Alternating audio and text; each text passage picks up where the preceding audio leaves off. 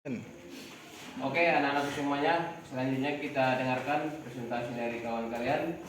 Kepada anak kita, kami persilakan. Jadi, assalamualaikum warahmatullahi wabarakatuh.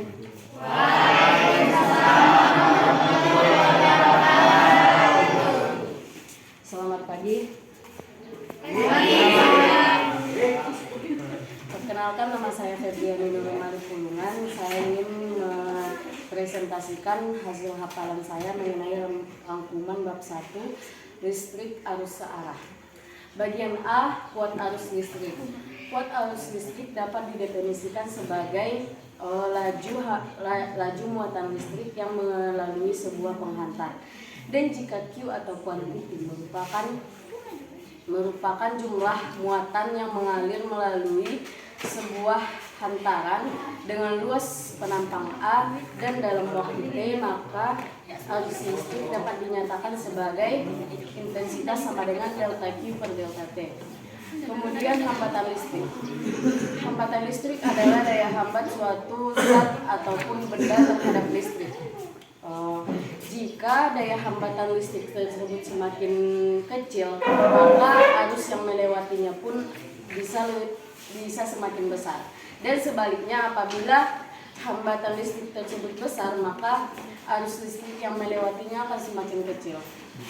Kemudian GGL atau tegangan jepit merupakan suatu alat yang dapat mengubah suatu energi, misalnya energi kimia, mekanik, dan cahaya menjadi energi listrik. Seperti contohnya baterai, akumulator atau aki, dan generator.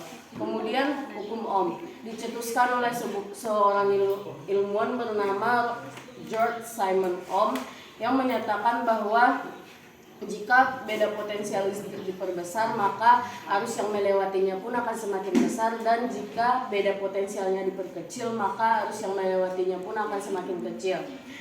Kemudian rangkaian listrik searah terbagi menjadi rangkaian seri dan rangkaian paralel. Rangkaian seri adalah rangkaian yang disusun dari ujung ke ujung secara horizontal, dan rangkaian paralel adalah rangkaian listrik yang disusun dari ujung ke ujungnya secara vertikal. Kemudian hukum Kirchhoff. Hukum Kirchhoff 1 atau hukum titik cabang menyatakan bahwa arus yang masuk melalui titik cabang sama dengan arus yang keluar. Dengan kata lain, intensitas masuk sama dengan intensitas keluar. Kemudian hukum Kirchhoff 2 atau hukum loop menyatakan bahwa perubahan beda potensial pada suatu rangkaian tertutup sama dengan 0. Kemudian daya dan energi listrik.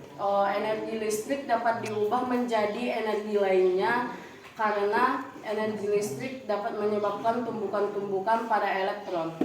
Kemudian amperemeter, voltmeter, dan ohmmeter.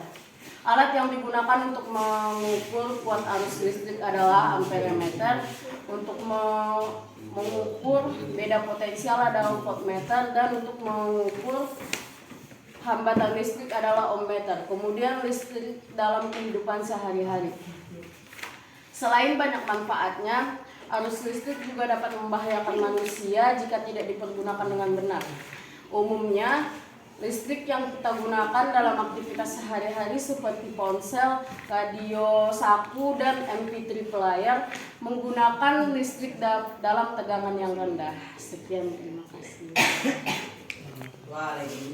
Assalamualaikum warahmatullahi wabarakatuh.